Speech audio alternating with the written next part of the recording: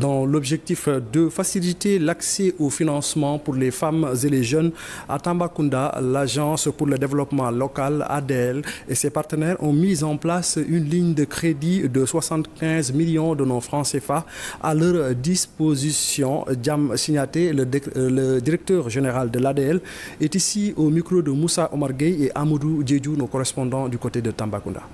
Agents viennent les aider dans leur politique d'emploi, dans leur politique agricole, économique, bref, pour que la population puisse quand même sortir de cette précarité et du sous-développement. Voilà vraiment, de façon opérationnelle, les structures Sodagri et ADL veulent aller sur le terrain et travailler ensemble pour relever ces défis stratégiques-là.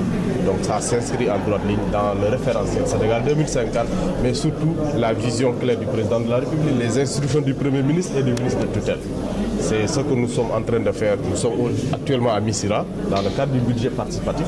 Donc, il s'agit d'aider un peu les collectivités dans le volet financement des collectivités territoriales. C'est une étape.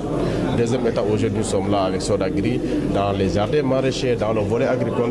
J'ai même rappelé à M. le DG, le jour où ils étaient à l'ADEL, que moi, lorsque j'étais jeune, à Nétéboulou, je me souviens, mes parents ils cultivaient du riz. Donc c'est ce qu'on appelle les jardins familiaux qui n'existent plus. Donc je pense que les leviers sont là. Il suffit de les repenser et de les caler au territoire pour sortir de cette ornière-là. Donc c'est tout le sens. Vous verrez, ils vont exposer, ils vont expliquer à la population de façon très claire quels sont les projets, les programmes qui seront mis à leur disposition. Maintenant, ce que nous demandons, il y a un problème de suivi et évaluation qui va se poser. Par exemple, le jardin de Ségoukura qui a coûté à l'ADL 10 millions de francs CFA ou 11 millions, on ne peut pas accepter qu'en deux mots, ce jardin ne fonctionne pas. Donc, il faut que la population aussi comprenne. Si l'État investit, ils doivent s'en approprier et vraiment aller dans ce sens-là. C'est ça qui va donner du courage aux autorités de continuer ces investissements-là.